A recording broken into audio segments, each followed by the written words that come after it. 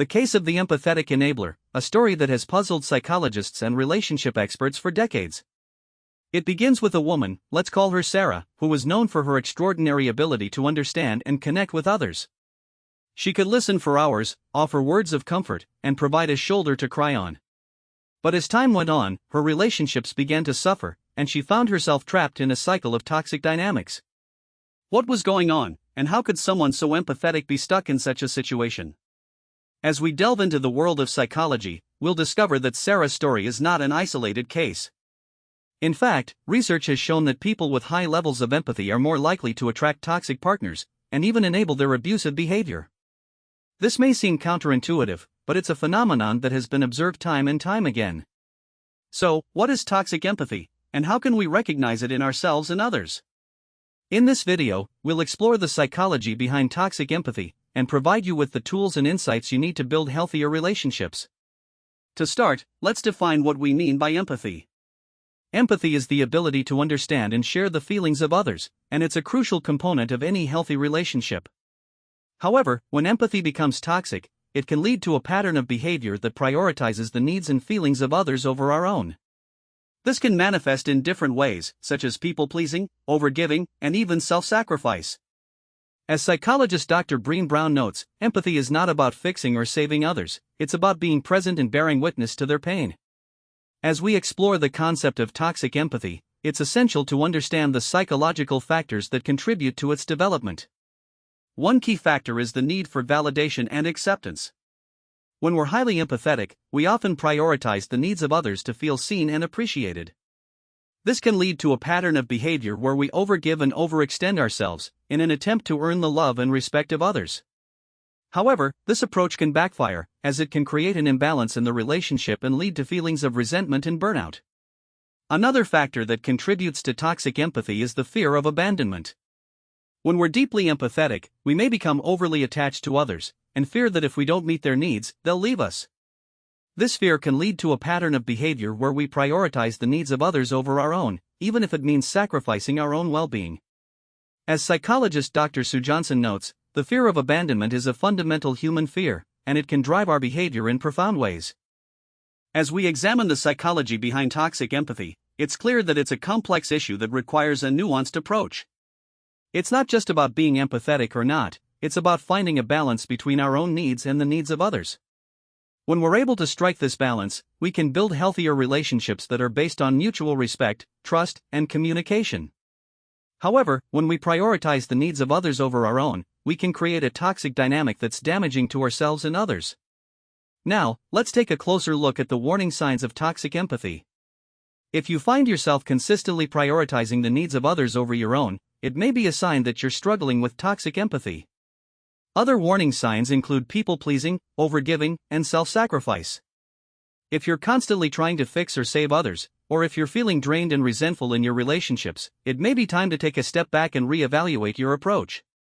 As psychologist Dr. Kristen Neff notes, self-compassion is not selfish, it's essential for building healthy relationships and maintaining our own well-being. As we continue to explore the concept of toxic empathy, it's essential to recognize the role that trauma and attachment play in its development. When we've experienced trauma or insecure attachment, we may develop a pattern of behavior that prioritizes the needs of others as a way of coping with our own emotional pain. This can lead to a toxic dynamic where we attract partners who are emotionally unavailable or abusive, and we enable their behavior as a way of trying to fill our own emotional void. However, this approach can be damaging to ourselves and others, and it's essential to recognize the signs of toxic empathy in order to break free from this cycle. One of the most significant challenges in recognizing toxic empathy is that it can masquerade as healthy empathy. When we're highly empathetic, we may believe that we're being selfless and generous, when in fact we're prioritizing the needs of others over our own. This can lead to a pattern of behavior that's damaging to ourselves and others, and it's essential to recognize the signs of toxic empathy in order to break free from this cycle. As psychologist Dr. Esther Perl notes, the line between empathy and codependency is thin, and it's essential to recognize the difference in order to build healthy relationships. As we navigate the complex world of toxic empathy, it's essential to develop a deeper understanding of human behavior and psychology. By recognizing the warning signs of toxic empathy and developing a more nuanced approach to empathy, we can build healthier relationships that are based on mutual respect, trust, and communication. It's not about being less empathetic, it's about being more aware of our own needs and boundaries, and prioritizing our own well-being in order to build stronger, more resilient relationships. Now, let's talk about the impact of toxic empathy on our relationships. When we prioritize the needs of others over our own, we can create a toxic dynamic that's damaging to ourselves and others. This can lead to feelings of resentment, burnout, and even emotional exhaustion. In fact, research has shown that people who struggle with toxic empathy are more likely to experience anxiety, depression, and even physical health problems. As psychologist Dr. Dan Siegel notes, when we prioritize the needs of others over our own, we can create a sense of disconnection and isolation, even in the midst of a crowded room. As we explore the impact of toxic empathy on our relationships, it's essential to recognize the role that social media plays in perpetuating this dynamic. Social media can create a culture of comparison and competition, where we feel pressure to present a perfect image and prioritize the needs of others over our own. This can lead to a toxic dynamic where we overgive and overextend ourselves, in an attempt to earn the love and respect of others. However, this approach can backfire, as it can create an imbalance in our relationships and lead to feelings of resentment and burnout. As we continue to navigate the complex world of toxic empathy, it's essential to develop a more nuanced approach to relationships. By recognizing the warning signs of toxic empathy and prioritizing our own needs and boundaries, we can build healthier relationships that are based on mutual respect, trust, and communication. It's not about being less empathetic, it's about being more aware of our own needs and limitations, and prioritizing our own well-being in order to build stronger, more resilient relationships. Now, let's talk about the process of recovery and healing. If you're struggling with toxic empathy, it's essential to recognize that you're not alone, and that there is hope for recovery and healing. The first step is to recognize the signs of toxic empathy and develop a deeper understanding of your own needs and boundaries. This can involve seeking out therapy or counseling, practicing self-compassion and self-care, and prioritizing your own well-being. As psychologist Dr. Marcia Linehan notes, the most important thing is to develop a sense of self-awareness and self-acceptance, and to prioritize your own needs and boundaries in order to build healthier relationships. As we explore the process of recovery and healing, it's essential to recognize the importance of self-compassion and self-care. When we prioritize our own needs and well-being, we can build a sense of resilience and strength that allows us to navigate even the most challenging relationships. This can involve practicing mindfulness, meditation, and other forms of self-care, as well as seeking out supportive relationships and community.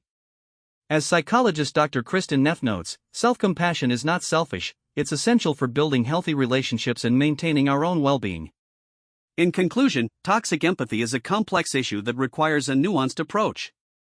By recognizing the warning signs of toxic empathy and developing a more nuanced approach to empathy, we can build healthier relationships that are based on mutual respect, trust, and communication. It's not about being less empathetic, it's about being more aware of our own needs and boundaries, and prioritizing our own well-being in order to build stronger, more resilient relationships.